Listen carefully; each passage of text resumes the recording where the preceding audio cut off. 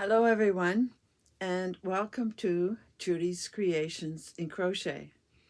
And today is July the 25th, 2024. And I'm coming to you from southwestern Ontario, almost the southernmost tip of Canada. And I I'm all about showing you crochet items, of course. I like to show items I have finished, but I also talk about things I am working on, and I show finished objects from my viewers quite regularly. And another thing I like to talk about quite a bit is yarn. And when I talk about yarn, I talk about hand-dyed yarn. There are lots of channels out there that show you yarn from the big box stores, show you the acrylics, um, but I don't use a lot of them. I tend to use fingering weight the most. I do use a few other weights now and then, and I just absolutely fell in love with hand-dyed yarn. And so I have been collecting hand-dyed yarn, and I talk about it when I receive it. And if this is something that interests you, you might want to hang around. Now, I know I am a crochet channel, but I have quite a few knitters that watch as well. Mostly, I think, because they like to see the yarn, where I get it from. And at this point in time, I have been focusing very, very much on Canadian hand dyers. I have bought lots and lots of yarn from the US, all EFA yarn, and this is all EFA yarn behind me. That comes from the US, and I love a number of dyers in the US, but our exchange rate is just so, well, who wants to talk about it? It's terrible. And that has made me focus on Canadian dyers. And it's really quite interesting and amazing to me the number of Canadian hand dyers there are. And so for the time being, I'm trying to focus on them.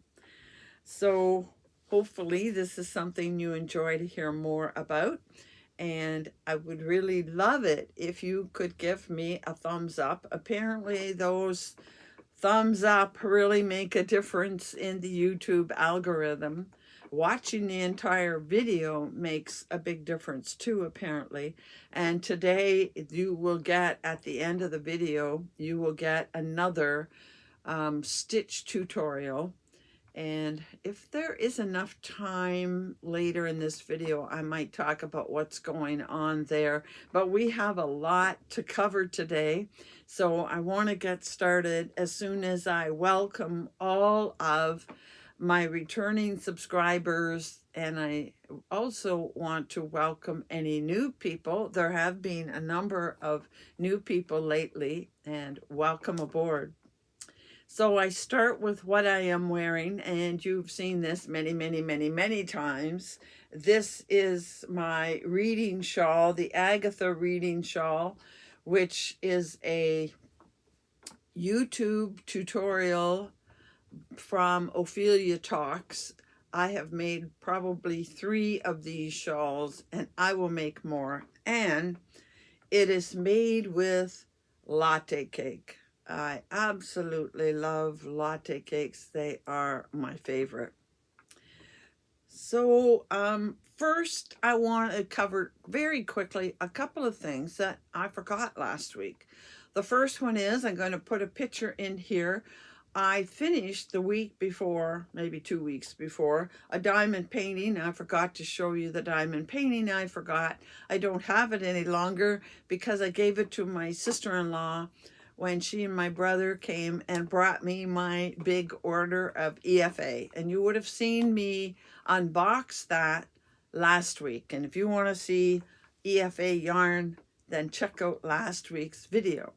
So thank you to them for bringing it, and this is the item I finished. Also, more than a week ago now, I received some happy mail. I received a card in the mail from a very loyal and longtime viewer, Debbie P. in Arizona. And this says, thinking of you. And she was just trying to send me a kind word, given what I am handling at the moment. So thank you very much, Debbie. I really do appreciate it. And those are some cute little animals. I didn't want it to slip by without saying thank you. So that is the two items that I forgot last week. Now, where do I go next? I think that I am going to go right to our Christmas in July. This week kind of wraps up the whole Christmas in July, and I'm going to do it in bits and pieces.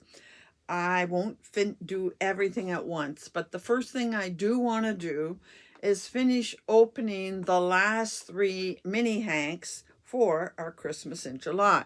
So before I open them, I will just do a recap and show you.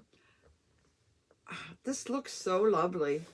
I am going to, by the fall at least, start something with this. Probably an asymmetrical, no, not asymmetrical, probably a bias wrap. I really like these, and I have a feeling I'm going to like the last 3 as well. So let's see what comes next. So here is day 10. And I am holding on to these. I'm going to do a 12 Days of Christmas exchange with another YouTuber for next July. That's how far ahead we sometimes plan these things. So what color do you think is going to be next? This yarn feels quite heavenly. I'm really, really happy with the way it feels. So, I really like a good navy. So this is going to look really, really nice next to this last blue one on the board. So let's get this one. To me, navy is a neutral as well. So there's that one. Oh, those look so great. I'm happy with those. Then we get number 11. Showing you a number and it's not even showing. So next one.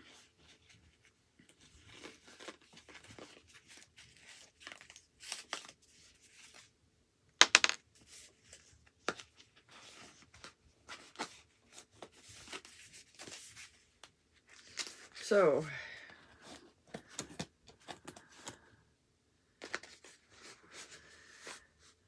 yay! So I think this was meant to be like a rainbow. Somebody said in the comments last week, I think, Judy, you will get your purple. It'll come in the rainbow. And that is a pretty purple. I like that purple.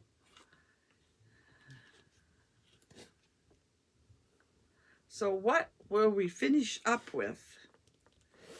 There is no brown, there is no black. Could it be one of those, or a gray maybe? What are you thinking? What do you think this will get finished up with? And so here is number 12. And that one's just sliding off.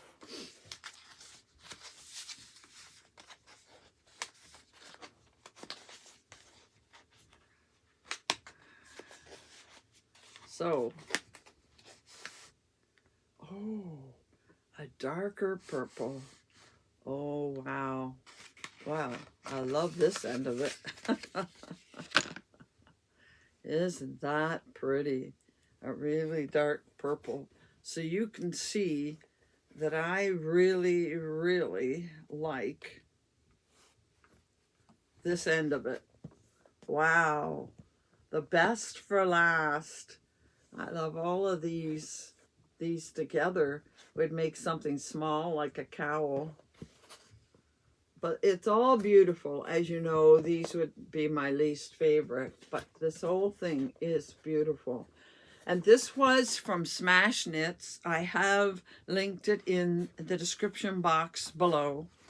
And there was something else I wanted to say. They have come out with their advent calendars for this coming winter. There are quite a few. If you go on Etsy and put in yarn advent calendar, there are quite a few offerings there if you are interested in getting an advent calendar. Some of them are 12, some of them are 24, some of them have the bonus 100 gram skein with it.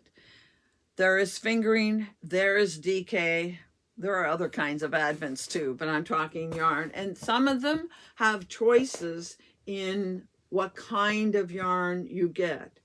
Some will be solids or tonals as this. Some will be speckles. Some will be variegated or striped. Some will be sparkle.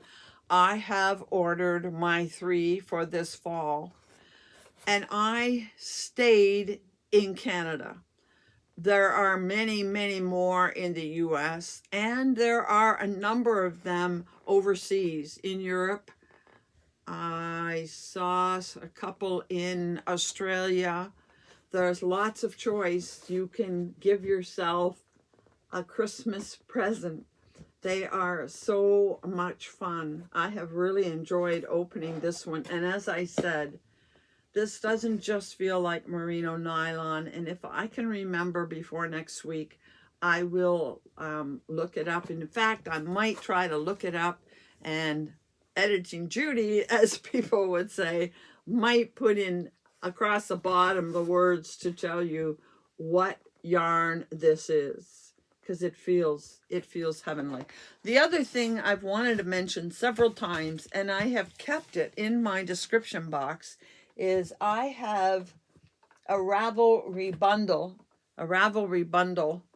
with I have 2 Ravelry bundles. One has all kinds of patterns using advent collections or minis or even scraps. You can use scraps for a lot of these. I have one in crochet, which I believe includes a few Tunisian crochet ones, and I have one in knitting. They're both in my description box, and I tend to leave them there all the time because that's something that I think people are always looking for. And I think, if I recall correctly, in the crochet one, there must be something like 65 patterns, all kinds of items that you can make.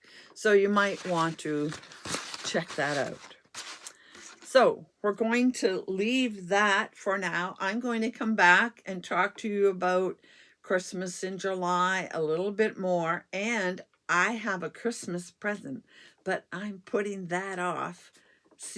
Just keep it a secret for a little bit longer. So what I'm going to do next is I'm finally really going to get to all the questions that people have asked me when I put out the word that I was looking for questions to do a Q&A segment. So today is going to be basically our Q&A segment. So the first question I have here is, do you remember the first extra special yarn you bought, what you made with it, or is it still in Hank? Well, I will be honest with you and tell you that I really can't remember the exact first specialty yarn or hand-dyed yarn that I bought. But I would probably have to guess that it would be an EFA yarn. An EFA, for those of you that are new to my channel, is Expression Fiber Arts. And if you are not signed up to Expression Fiber Arts newsletter, you don't have to buy a thing, but I would get their newsletter. Every week they put out a free pattern, and they alternate between crochet and knit. And I probably have, I don't know, 60, 70 free patterns from EFA that I have gathered over the last maybe 3 years. It's worth getting their newsletter just to get the free patterns every week, because they tell you about it in their newsletter, and they have a YouTube video, and I subscribe to that too, and they show the new pattern, and they do a little mini tutorial of any special stitches that are in it.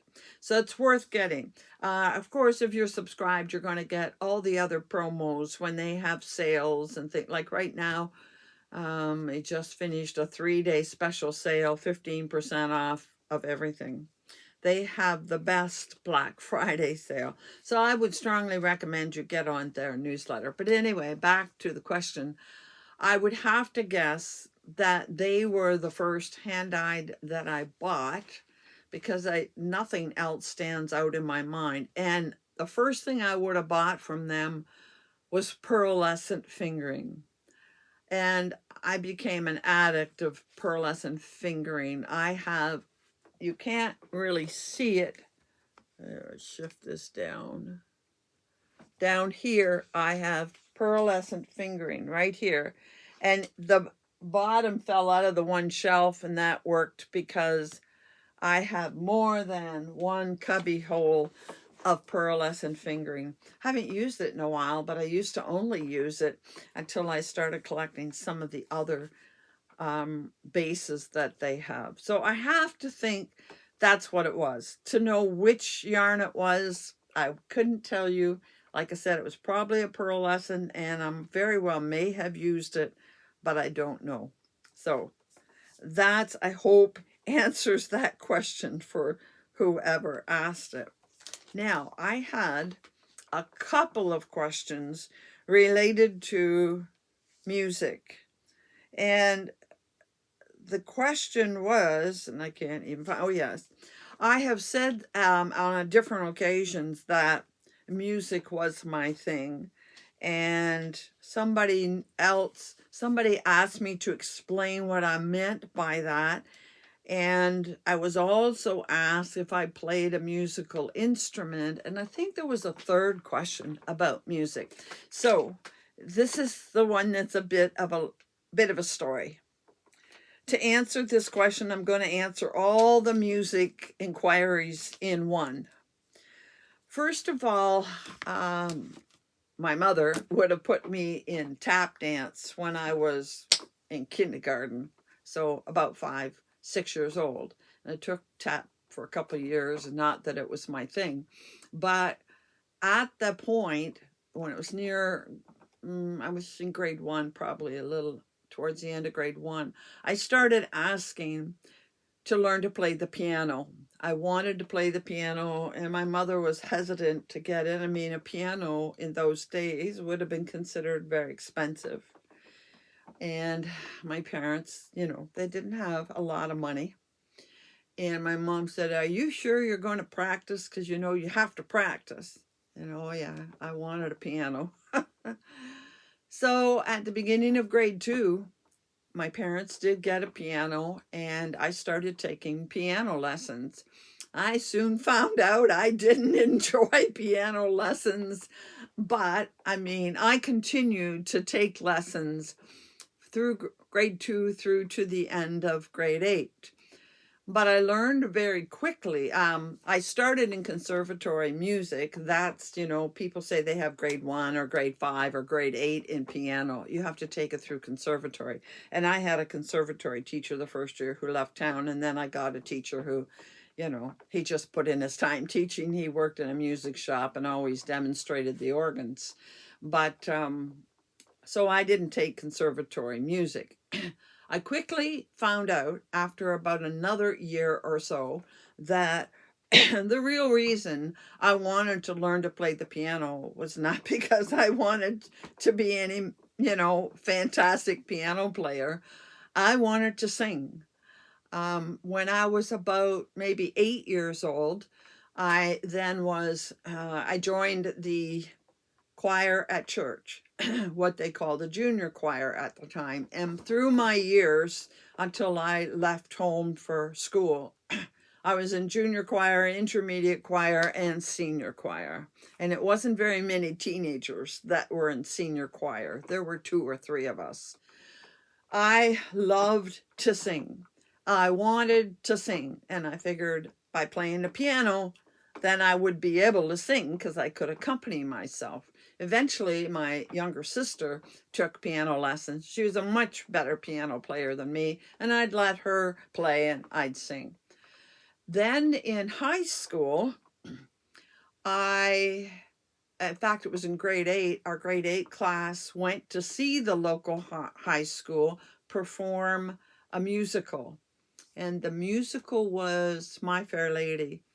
Well, I was entranced. I wanted to do that. So when I got to high school, I was in what they called the Glee Club, but they didn't have a musical when I first went there, which disappointed me. And that's because they didn't have a director. But when I went into grade 11, they finally had musicals. So in grade 11, 12, and 13, we had grade 13 when I went to high school. The school had musicals, performed a musical, and I was in all 3 of them. I really, really thoroughly enjoyed being part of the school musicals. And I wasn't playing the piano much anymore. Occasionally I'd be playing at Sunday school at church, but I wanted to be a singer. I remember thinking, I know I'm not that good, but man, I wanted to be a singer. It didn't happen, but that's what I wanted to be at that time. I sang a couple of solos, and I was fortunate enough that because I could read music, I could kind of pick up other parts. Even though I was a soprano, I could pick up alto. Well, then I went away to university and didn't do much for a while. And when I came back and started to teach, I really wanted to get involved in the school musicals. And the school that I was teaching at did do a school musical every year. They always did a Gilbert and Sullivan or a GNS. But they had musical directors there and they didn't need me. And so I didn't get involved, and GNS wasn't really my cup of tea. But those teachers that were directing it both eventually were transferred to another school or moved or whatever, they were gone. But the school had quite a reputation in the community for their musicals, and they wanted to keep it on. And they were able to find a staff member that would direct a musical, and they were looking for somebody to do the music. Now, I didn't think I was capable of directing the music, but I did volunteer to help out. I thought that the music teacher, who also did the band, would probably be the music director. So I went along to help out. And in the end, he didn't do anything. I ended up being the one that directed the music for that musical. And that first musical we did was West Side Story. And I was really glad when I heard they were doing a Broadway musical, because that was my interest.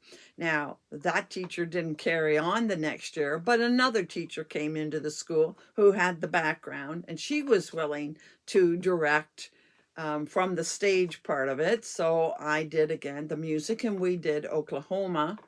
And then she left the school, and we were floundering to find somebody to do the stage part of it.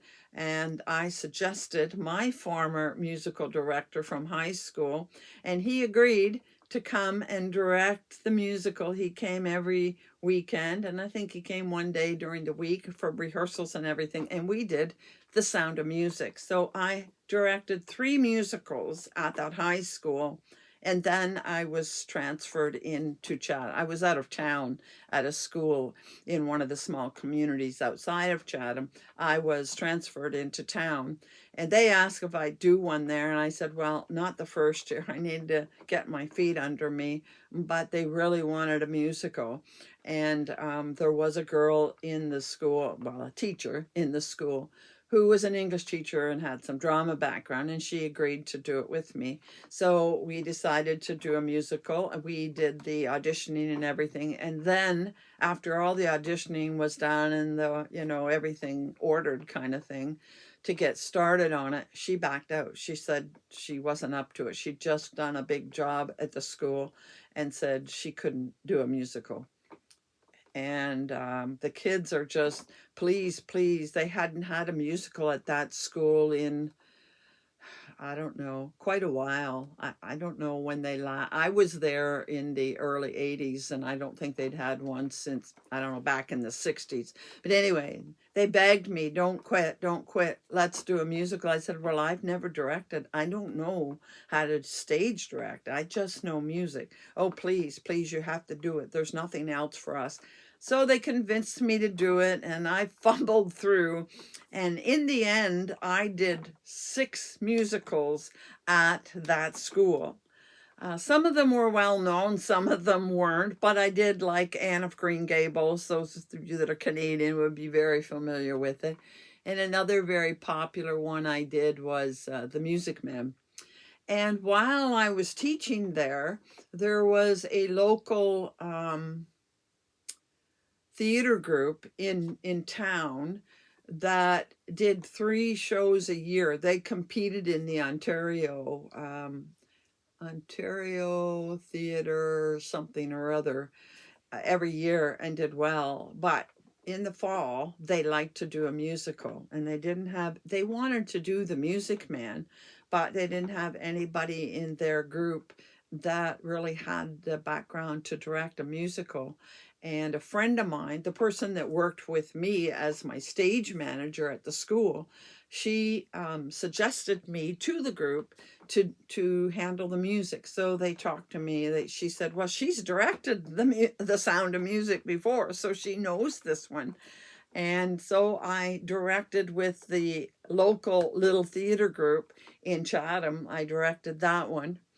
And then I didn't direct for some little while. Different things happened. Life got in the way and everything. And then I retired, and I met up with a fella that had bought a facility that he wanted to turn into an arts facility. And one of the things that he wanted was theater. And I said, well, I'd love to do it. So I ended up directing a musical with local adults in town that year. And then he had to give up the facility. He couldn't afford to keep it. So all in all, I have directed 11 musicals. 2 of them I've done twice. So 9 different ones, but 11 different productions.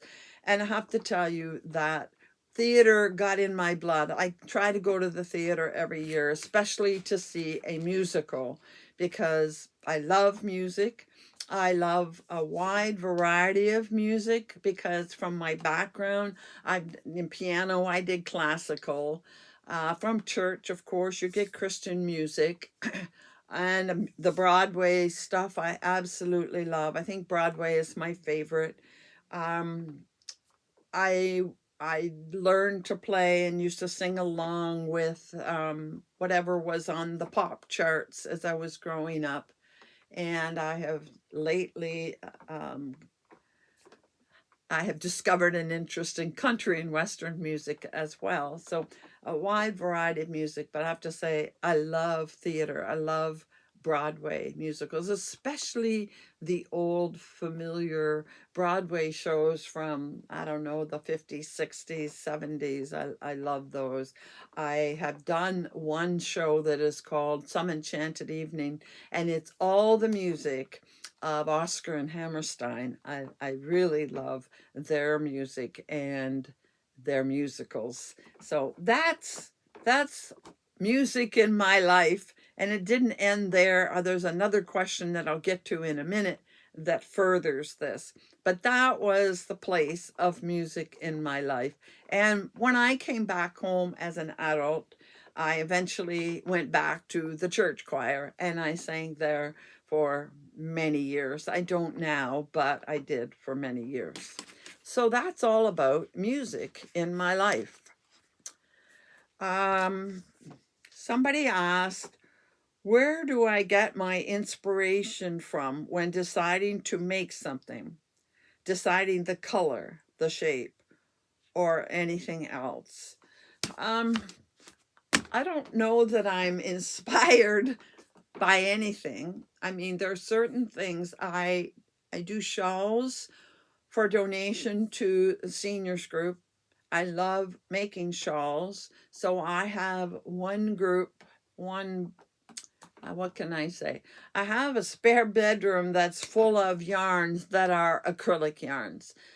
Yarns that can be donated because, you know, in places like that, they're going to be throwing them in the wash and the dryer. So I have a large collection of acrylic type yarns like mandalas and that kind of thing to make shawls. And every so often, I just want to do something fairly straightforward and easy, and I make a shawl that goes in the donation pile. My friend and I, the friend that's now in the hospital, we started out by making Afghans for donation to the church, and then we started to do shawls. And then it evolved into they were looking for donations for the breakfast program, and the people that come there are in need of a lot of things, and they were looking for blankets for sure. And Rose made most of the blankets. I made a few shawls. I made a few scarves. I have made a couple of hats, not many. Another friend, Bonnie, you've heard me talk about Bonnie. She joined us and she makes hats for sure, and scarves and cowls and shawls. She also contributes to the shawl donation. So there are times when I just feel like I want something easy, straightforward, and I go up and I pick out of that pile and I make a shawl. The rest of the time, I don't think there are particular things that inspire me. I definitely see a number of things that come through from EFA. Shandy shows shawls that I like, and I'm inspired to want to do those. And then I go into my stash and look to see if I have something that I can do that particular item, if I have the yarn for it. Sometimes after I've made something, and I really like it. Like, for example, I made an item by Karen Hooley, and I made an item by Mariana Mueller. Well, I enjoyed both of those ladies' patterns, so I went in Ravelry and just looked up everything they had, and I just skimmed through Ravelry and see what I like, and I just pick something at random. Sometimes I say to myself, oh, you have this kit of yarn, has 2 colors or 3 colors or 4 in it, and you need to make something with it. Well, then I'll go and look up 3 colored items or 4 colored items. I can't say there's any one real place that I get my inspiration. Sometimes I'm in a mood to make a certain thing. I have to make items for my craft show in the fall, and I know that I'm going to want to make a few ponchos. So in the next couple of months, I'm going to be going and getting out some of the yarn that I think would make nice ponchos. Um, I don't know if I've answered your question. I I just go with what I feel like working on at the time. And most often it's a shawl. But sometimes it is a yarn that I've received recently, or a yarn that I've, it's come back into my eyesight and I said, oh, I forgot about that. I want to use it. So let's find something for it. Can I make anything, or do I have trouble with stitches? Well, I guess I really don't know. There are things I don't like to make, but are there stitches or things I can't make? There are stitches I can definitely tell you I don't enjoy to do. I'm not really fond of puff stitches, popcorn stitches, that kind of thing. And I'm not fond of front posts and back posts. Now, I don't mind front posts, but back posts I really don't like. And right now I'm working on a pattern. I will bring it hopefully next week. I'll have it finished and I'll show you. And it definitely has posts in it. And it's not just the posts that are bothering me, it's the yarn, and I'll talk all about it next week. But I'm sure there might be stitches that I can't do, but I haven't done every stitch that there is. So I don't know. I mean, I definitely have more trouble with posts than I do with plain stitches. But I can't say at this point there's anything that I can't do. I've never tried, and I have a feeling I may have problems with this. I've never tried a broomstick lace stitch. I don't know how many of you tried it. Is that a hard stitch? It looks like it might be a little more, maybe a little more tedious or take more patience. I don't know. So I don't know that I've really answered your question, and I haven't tried everything. Okay, we're going to go back to the music thing because somebody asked me about line dancing. I have, I guess, mentioned, although I didn't realize I had, that I'm involved in line dancing and wanted to know about seeing my line dancing or videos or whatever. So I will tell you the story about this. When I retired, I think I was retired 2 years, maybe 3 years. And for some reason, I just decided I would go over to our local senior center.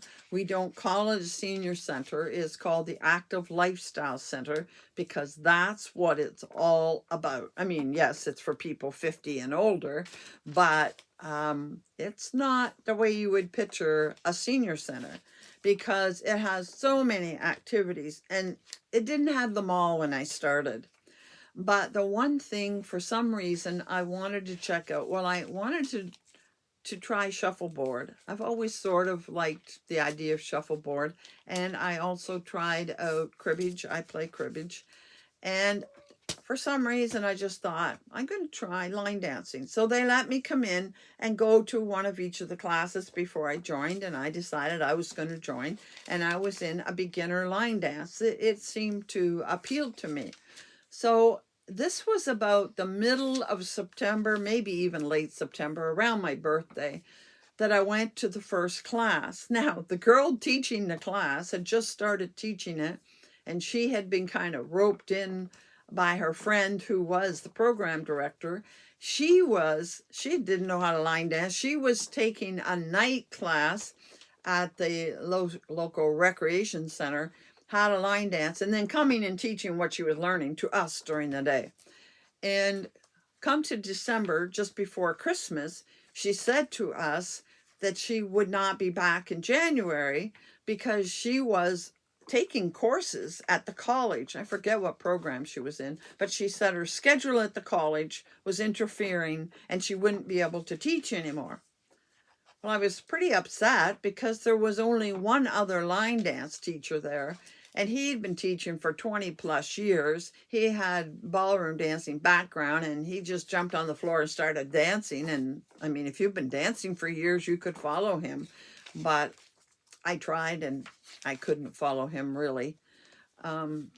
So I went to the program director and I said, what are we going to do about this? We don't want to lose our class. There must have been 16 people or so, maybe more, in the class, beginners who couldn't go on to the other. They weren't up to speed to go on to the other, and we didn't want to lose it. I said, is there some way we can help her so that she can still come and teach it, but we can do something to help her if she doesn't have the time? She says, no, she just can't come. But she says, why don't you teach it? And I looked at her totally, I don't know, surprised for sure. And I thought, I've only been in this class about 2.5 months. I don't know that much. I don't know anything except the basic steps she's shown us. I don't know how, but I looked at her and I said, yeah, you look at a teacher and you see teacher written across the forehead and you think they can teach anything. Well, she convinced me to do it because we didn't want to lose the class. You should have seen me during the Christmas holidays. I went home, got a YouTube video on, and watched this dance. I don't know, a million times. It felt like it, watching it over and over and over again, try to make notes of what they were doing and trying to learn this dance so that when we came back in the new year, I'd be able to teach this dance. Well, all I knew were the couple we had learned in the fall and this one new dance. I didn't know the name of steps. I didn't know the terminology. I knew next to nothing. But I did know music. And because I knew music, I understood the beat, I understood the count, I understood what was going on. The other lucky thing for me was there is a website you can go to where they have what's called step sheets. And luckily, I could read and understand the step sheets. Now, I don't know if that was part and parcel of understanding music, but there I was after 2.5 months teaching a beginner class. And later in the year, I went to the other fellow's class a little bit. I just went to his beginner class, which was more than beginner.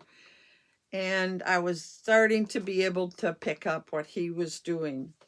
And the following Christmas, he retired. He was 84 years old. He retired.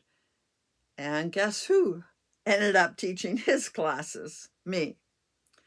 And so I was teaching 3 different line dance classes, and I was progressing with my beginners. My beginners surpassed his beginners. And eventually I was teaching the most advanced class at the center. And I started teaching in January of 2010. Then I took over the other 2 January 2011. So you can tell how long I've been teaching line dancing. I did give up one of the classes to somebody else who had the ability to take the beginner ones, and they started many other beginner ones at the center after me. And the center was booming and flourishing and putting on all kinds of other classes. Our center, Active Lifestyle Center, has line dancing, it has clogging, it has tap dance, as well as several different varieties of exercise type classes, yoga. We had hooping and hoop dance. I started the hooping program there. Of course, they have lots of types of cards. They have crafts. They have carpet bowling, all of these things. Now, over the years in my line dancing, I started choreographing dances myself. I didn't do a lot.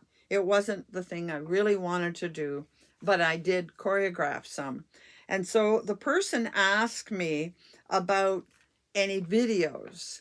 Well, when I choreographed a dance, there is this major site online where you can get step sheets for line dances, and it's called Copper Knob. I'll link it down below. And on that site, they have the step sheet. They usually have the music, and they have demos and lessons.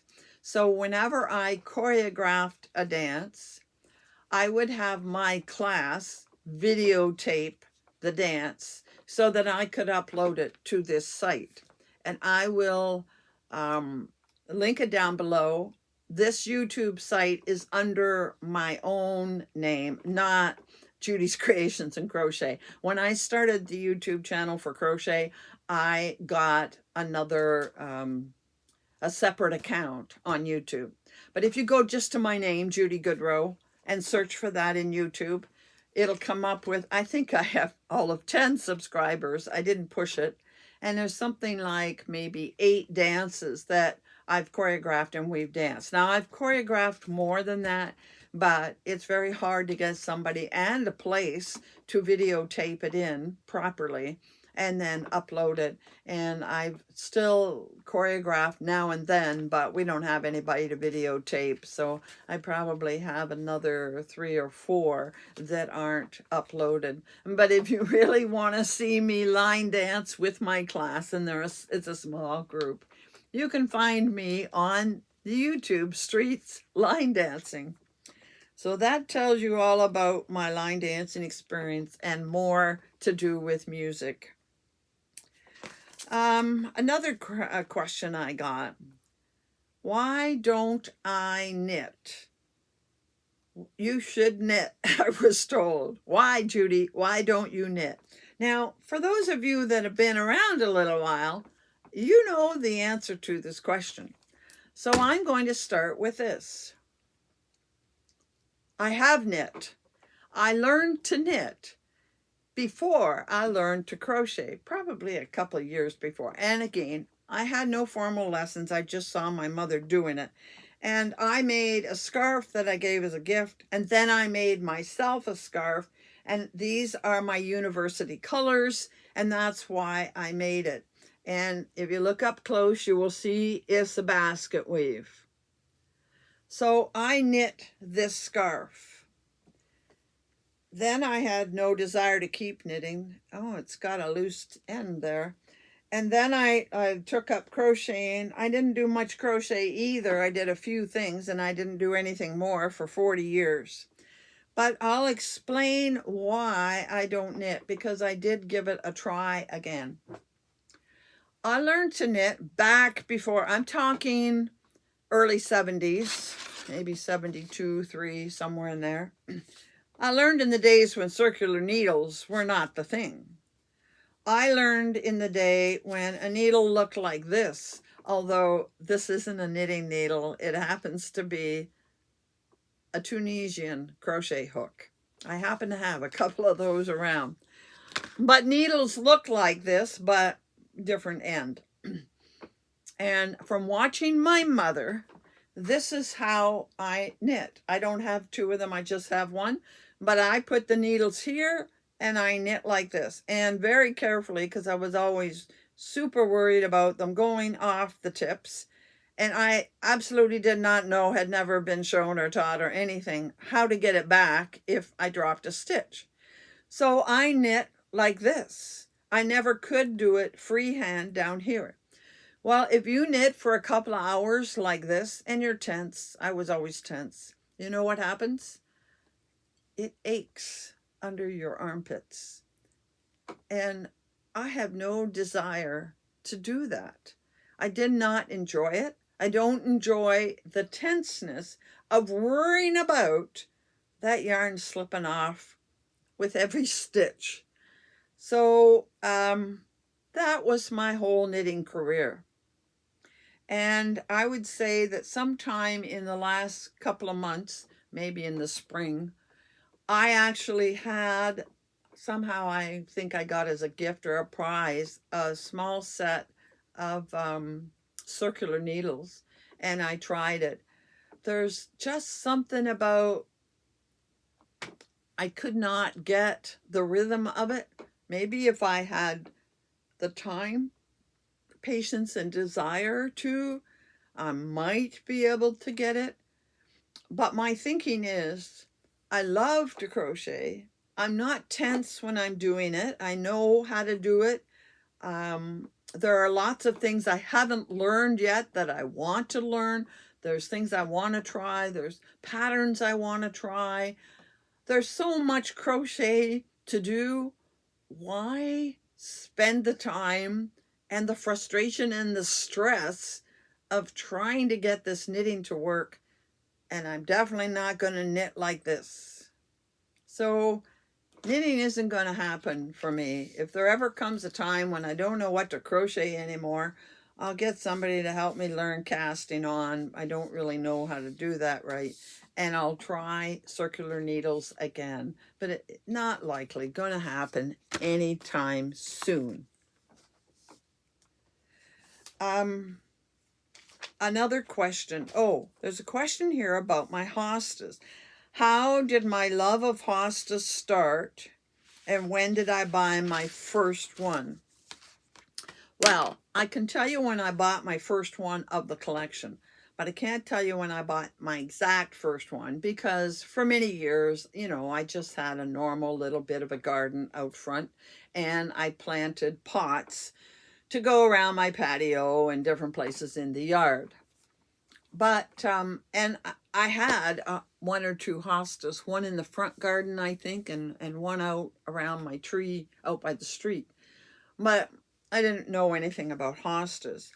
And I have been frustrated for many a year by that big tree in my backyard. And you saw the big tree when I did the tour of my garden. For those that have missed it, please go back and have a look at the video where I tour the garden.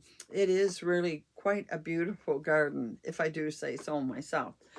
But I had, back in 1980, when my father passed away, we were, of course, cleaning out the house. My mother had passed away previous to that.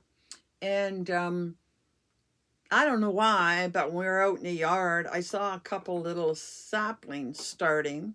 And we tried to pull one out that was, decent thickness, not real big. It wouldn't come out. So we had to go smaller.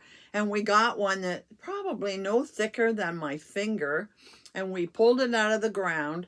And the tree itself was, well, with the roots, it might have been 2 feet tall. So, it was between a foot and a half above ground. And I brought it home. We were living in this house at the time, and I brought it home. This was a tree from the house where I grew up, because my parents moved in there before I was born and were still there when they died. So I had a little piece of home in my backyard. And it was nice for a while, and eventually got very big, as you saw. And I loved the tree. I wouldn't give it up. But one half of my yard, and I think I might have shown it a couple of times at the beginning when I showed pictures of the backyard. I have one side of the yard that would grow nothing but weeds. It wouldn't grow grass.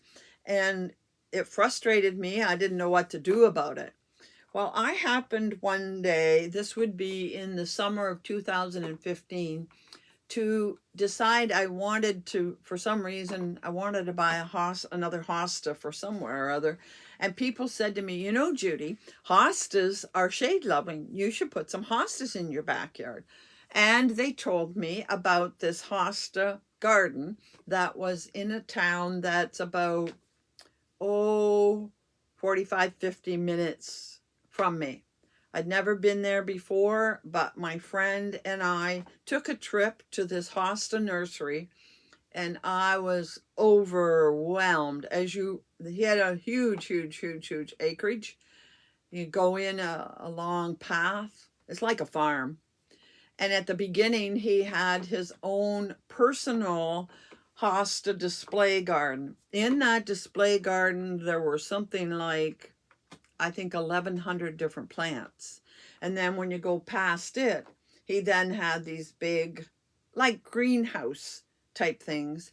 And he had, by sizes, all the different hostas for sale. And apparently he had over 1,300 different hostas for sale.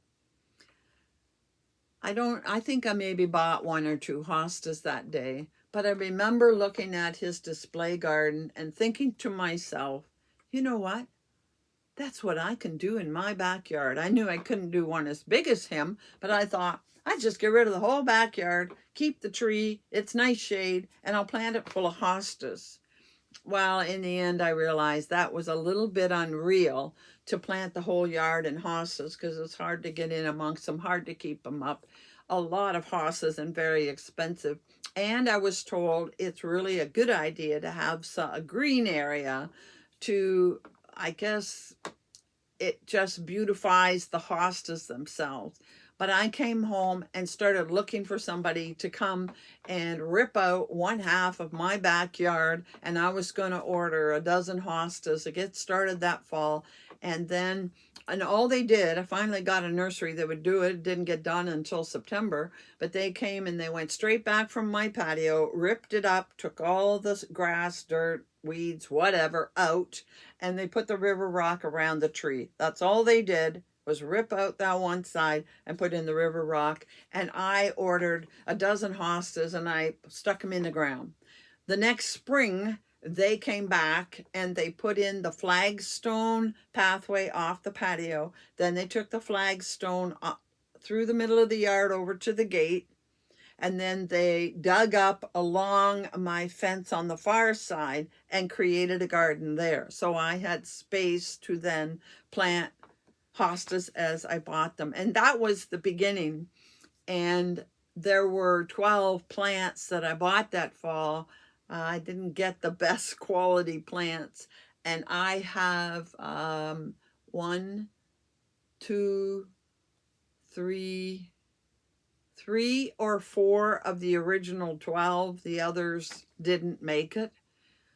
But I still have them. And a couple that I bought, I really liked that, and I replaced them. So I just set a goal that I wanted to get to, say, 200. I saw another, a former colleague of mine who lives across town. She has a bigger yard, and I saw her yard, and she has over 350 in her yard. And I said, oh, I want to get something like that. So that's what got me started and into hostas, and I have really, really enjoyed it over the next few years. The following year, they came back and they did my front garden. They took it farther out in one part at the front, and they went over to the property line beside my house so I could plant more hostas there. And then, of course, as you know, this summer, well, last fall, I got a new shed, and this summer they came and they put in the raised garden, because under that tree on that side where I planted the first ones, they were shrinking. They weren't going to survive because there were too many tree roots from my tree and that row of cedars at the side. So I pulled them all up and put them in that planter. And under the tree, it's almost all pots, as you saw in the tour. But I have really, really enjoyed doing it. I don't really need to buy more. I get a couple each year. I lose a few. I try to replace them. I do have over 200 plants. I think I have something like 203 or 4 different varieties. I have doubles of about 6 different plants I have doubles of. And of the 203 or 4 different varieties, there are something like 8 that I don't know the names of, because either they didn't come with a name or I lost them. The weather tends to, and squirrels tend to pull it up and I lose the names. But I think I've done quite well to keep track of that many. So that's kind of how I got started in it and how I enjoy it. And gives me something to do every year. Weed and weed some more. And we have one final question. This has gone long and I still have other things to do plus your tutorial. Is there any craft I haven't tried but would like to? When I first read this question, I thought, my goodness, what craft is there I haven't tried? I mean, I don't knit. That's one craft. And I thought about it for a bit, and I thought, there is one craft I have thought of doing, but I know I won't ever do, but it does intrigue me, and that is weaving. I think I would like to weave. I often thought of taking a course or seminar or something in weaving, but I do know, because I did look into it, I do know you need special equipment, and that equipment doesn't come cheap. And I'm the type of person that when they do a craft, they jump into it both feet and they get all the things they need. And I'm thinking, I really don't need more things in my house. I don't need to collect anything different. I don't need to buy more equipment. This yarn that I have will more than keep me busy for the rest of my days.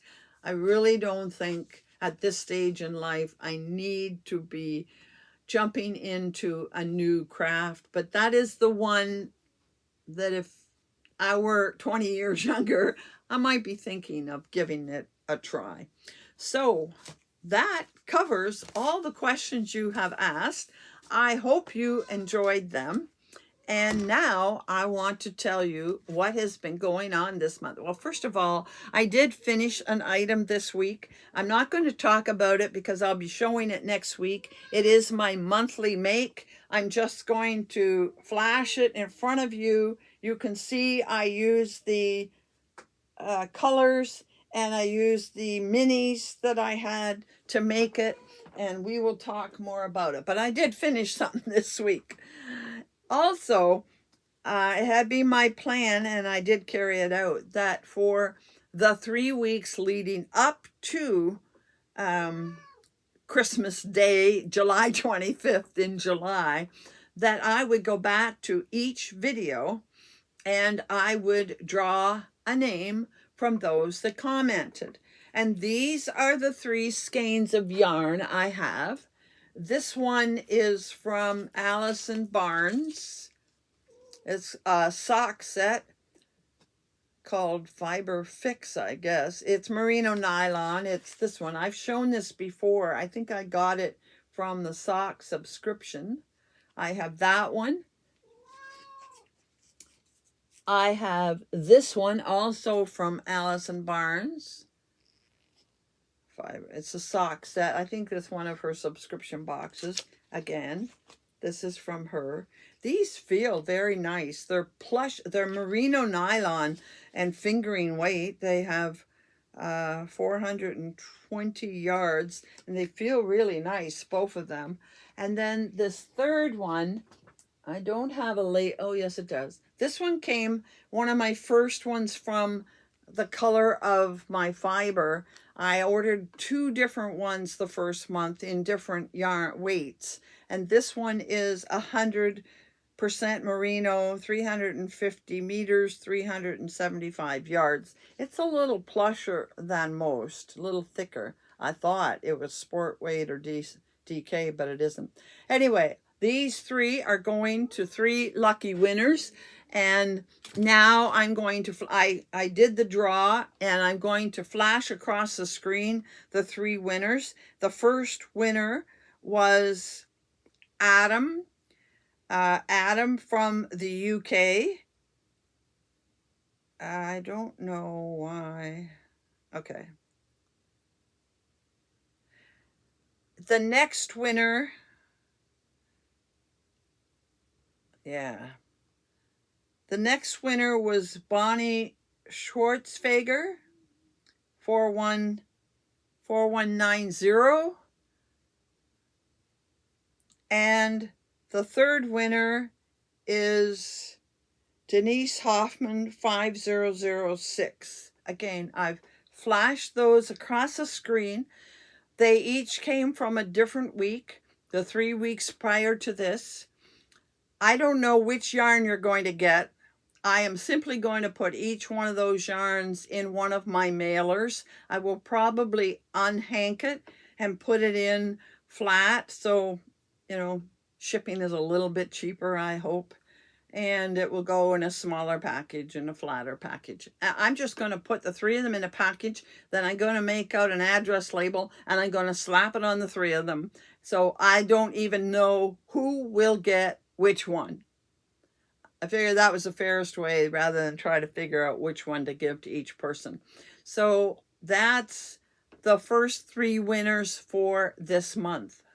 Now, I want to do some winners on today's video, and this time you're going to have to use a special word, and I'll announce the winner next week. So this is the first item that somebody is going to win. This is yarn from Full Moon Fibers. It's 100% Highland wool. They are 20 grams each. There are 6 of them. They are 91 yards a piece. And the word you have to use is minis. Somebody will win that. The next yarn is going to be these. Now these go together. This is a special yarn EFA had called Artistic Sport. And in each, she had something like a dozen different colors.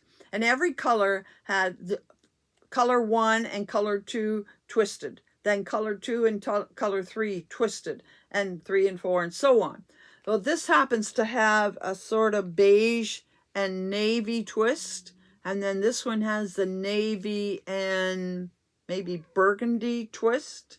So they will go together, and the color is Adapt and Pictorial. They are sport weight. They are 100% superwash merino, and there is 325 yards in each skein. They're going to go together, and you just have to put EFA in the comments. And I have a third prize, and that is this yarn. I got this yarn from Little Bishop Stitches. I've had it for quite a while, never got around to it. I don't know why I'm giving it away. It's quite pretty. It feels nice. It is soft sock fingering. It's doesn't say. I'm pretty sure it's probably merino and nylon. And it's 100 grams, 425 meters, which is 464 yards. A Little Bishop Stitches, the dyer is Catherine, and she's in Germany. I have other yarn from her. And by the way, this is the lady that has given all of my viewers a discount. I don't remember if it's 10% or 15%, but in my description box, there is a code to get a discount off of anything that you order from her. And she does an advent calendar box. You might want to look at that. But anyway, we're going to say Germany for this one. I'm sure everybody can spell that. So that's the third prize that I'm giving away. And we'll draw that for next week. Now, finally, what you've all been waiting for. I know Diane has been waiting for this. As you know, I mentioned that Diane and I did an exchange for Christmas. We're having Christmas in July. She sent me a Christmas card, and it was right here on the table. Oh, there it is.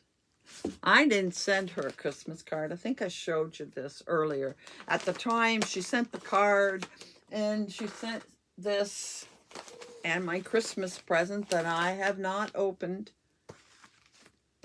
And while I'm going to talk about next week, because I showed you what I made, I want to remind you that you have to get your pictures into me by Sunday so that I can get the video together for next week. And I have far fewer. I'm lucky if I have maybe 10 submissions so far, maybe 12. A few did come in the last day or so. But people, you need to get, maybe you're busy in July, but I have not received very many. So if you want to get in the August 1st video, you need to get these sent to me. Now, we made an agreement that we would send each other one hank of yarn accompanied by one mini hank. I can already feel that Diane did not follow the rules. There is a set of mini hanks in here. Do I try to pull them out first? Oh my goodness. She must have went around the house and picked up everything that was the least bit purple. Oh my. Now, these are, oh, they're from Sweet Georgia. I do remember her talking about this one she got in a set from Sweet Georgia. And these are from Borealis. Oh my. But they look like they could all go together. Maybe I get a silver, something white or gray or silver, and I put these in with it. Oh, my goodness. Well, she knows I like purple, and I think every time she sees purple, she thinks of me. That's beautiful. Thank you, Diane. You did not follow the rules. I did. And then there's another hank in here. Let's see it. Oh, my. Oh. She also knows how I like Ravenswood. So she has tried Ravenswood. This is called Blue Whistling Thrush. And it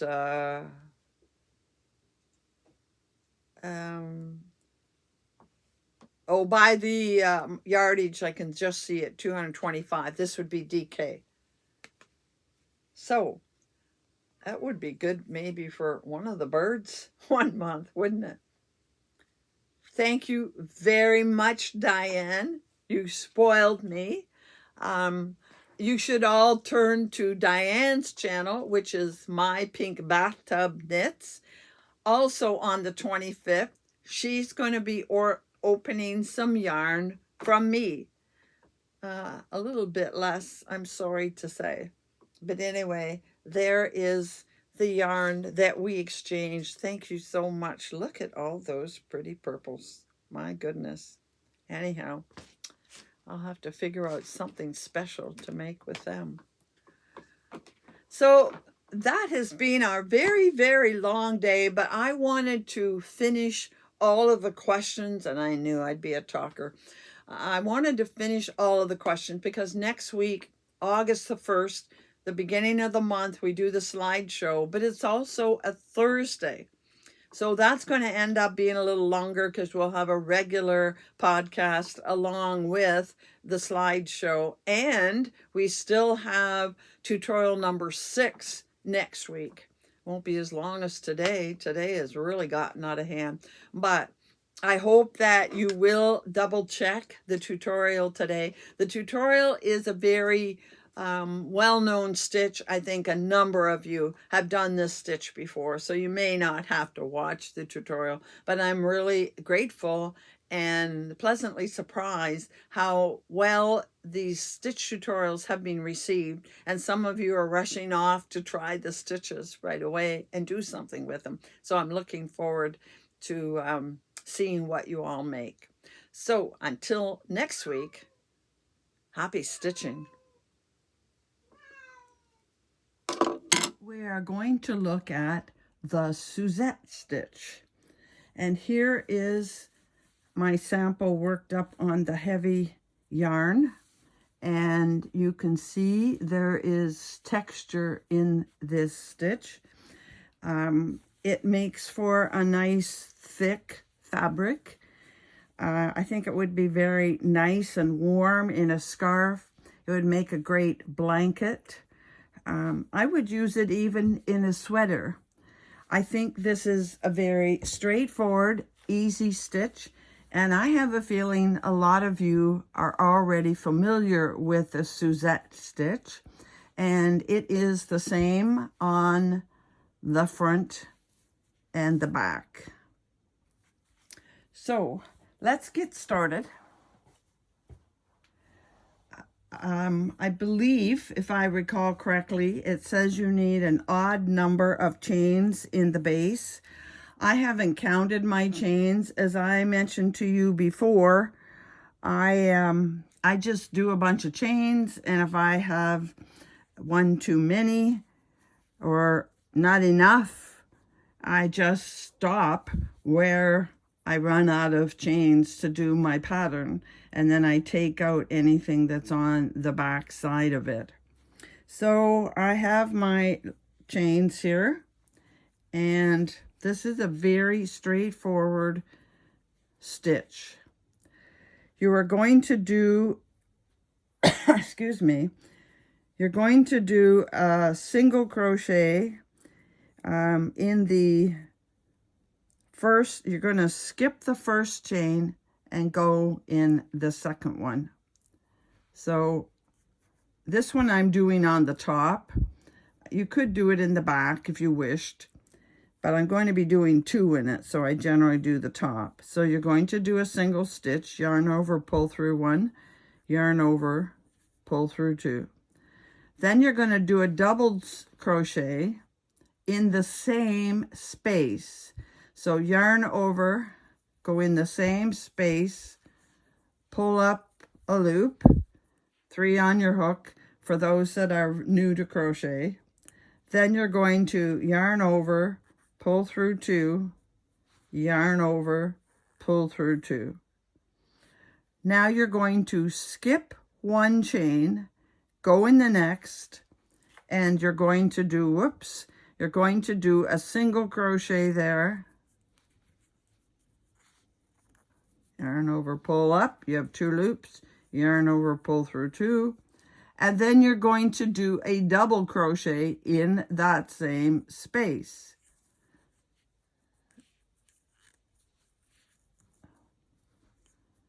Yarn over, pull through 2, yarn over, pull through 2. And you're going to continue that all the way down the row. You're going to skip 1 and then do a, see, I want to start the wrong stitch. You're going to do a single crochet in that space, and then you're going to do a double crochet. And it's as straightforward as that.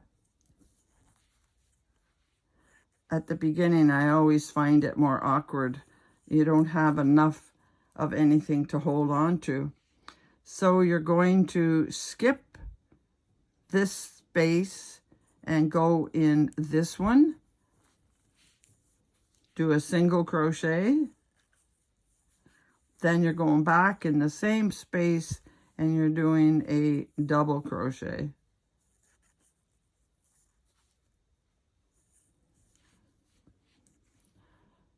Skip this space, go in the next one, do a single crochet,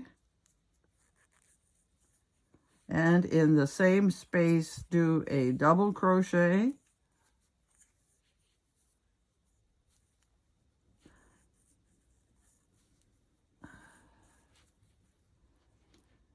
skip the next chain, go in the next one, do a single crochet,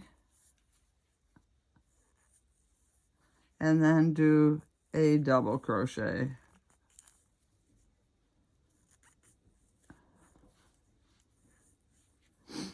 And finally, you're going to skip this, go into here, and in the last stitch, you're doing only a single crochet. Only a single crochet in the very last stitch. And there is your row. Now you're going to chain up 1, just chain up 1 and turn it. Then you are going to go in the very last stitch, which is the first stitch when you turn it around. You're going into that single crochet and you're going to do your single crochet and you are going to do your double crochet.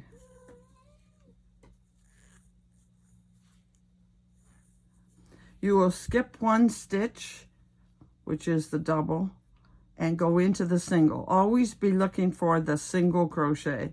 And in that stitch, you're going to do your single crochet and you're going to do your double crochet.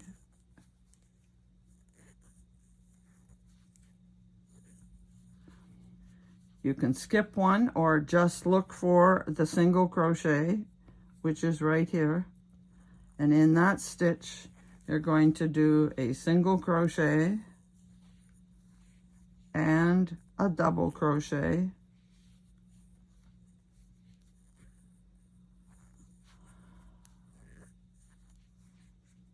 Skip 1, go to the single and do a single and a double.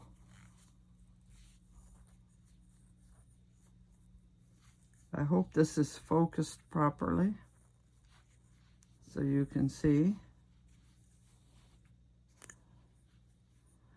Again, skip 1, go into the single, do a single and do a double.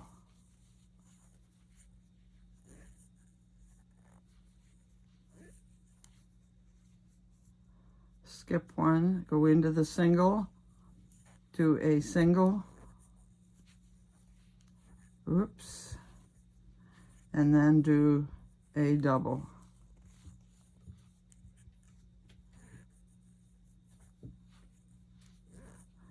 And finally, you get to the last single over here, and you're going to do just a single crochet. You end with just a single crochet. Now you see it starting to develop, getting its texture.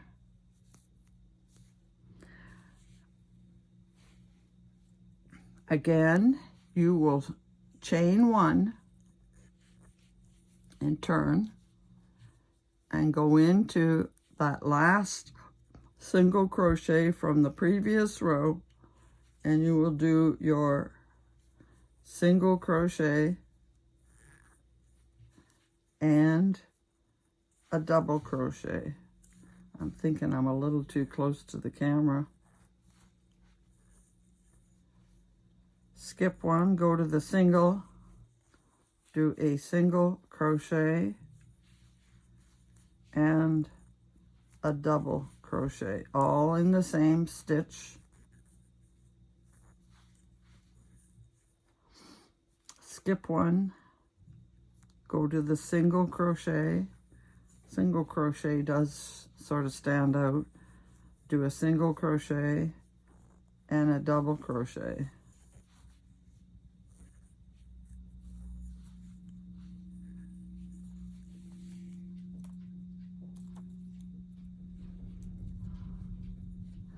Again, we skip one, go to that single. It's kind of a deep, and a double.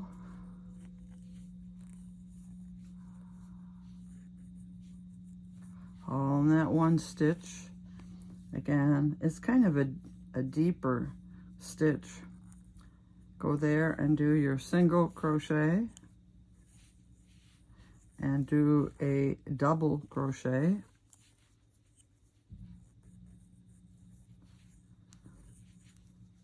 Skip one, go to your single, do a single.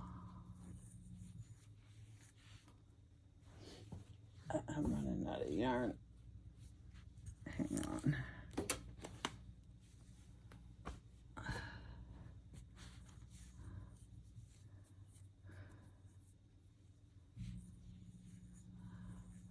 Do a double in that space.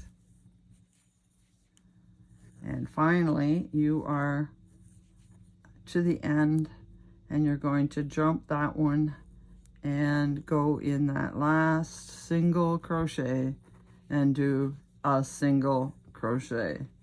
And that finishes the row. So let me show you the sample that I completed for my, again, I don't have the ends tied off. There's my beginning.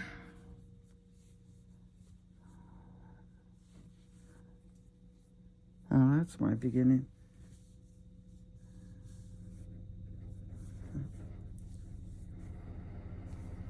There we go. There's the up and down of it. Again, this is quite close. See if I can raise it in a... There we go. There is the Suzette Stitch. Gives a very nice texture. It is nice and thick. Now I am using a sport weight yarn here, and it is the same on both sides. No holes in it. So like I said, it would be good as a sweater because you wouldn't be seeing through it. So that is the Suzette Stitch.